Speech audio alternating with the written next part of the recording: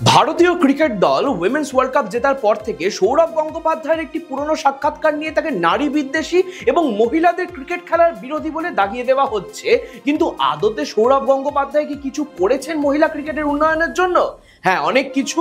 আর ভারতের ইতিহাসে সৌরভ গাঙ্গুলির মতো খুব কম প্রশাসকই রয়েছেন যারা এভাবে মহিলাদের ক্রিকেটের উন্নতি করেছেন। সৌরভ গঙ্গোপাধ্যায় প্রথম প্রশাসক যিনি বিসিসিআই সভাপতি থাকাকালীন বলেছিলেন মহিলাদের ক্রিকেটকে সমান মর্যাদা দিতে, এবং এও বলেছিলেন যে পুরুষদের থেকে মহিলাদের ক্রিকেট অনেক বেশি উজ্জ্বল। তার সময়কালেই তিনি উইমেন্স টি20 চ্যালেঞ্জ শুরু করে স্পন্সরশিপের রাস্তা খুলে দেন, যার জেরেই উইমেন আইপিএল শুরু হয় পরেই।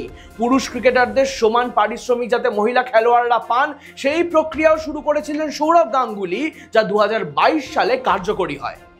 ন্যাশনাল ক্রিকেট একাডেমিতে মহিলা ক্রিকেটার এবং তাদের ট্রেনার ও কোচদের পুরুষ দলের সমান অ্যাক্সেস, মহিলা দলের নিয়মিত ইংল্যান্ড অস্ট্রেলিয়া সফর, ম্যাচের নিয়মিত সম্প্রচার শুরু হয় সৌরভের আমলে।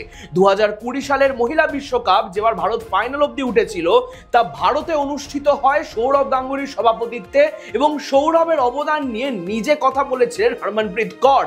তাই সৌরভ গঙ্গোপাধ্যায়কে নিয়ে যারা বিতর্ক তৈরি করছেন তাদের এই তথ্যগুলো জানা দরকার। এরকম আরো খবর নিয়ে ফিরবো আমি, শুভম গাঙ্গুলি, আর আপনারা দেখতে থাকুন দৃষ্টিভঙ্গি।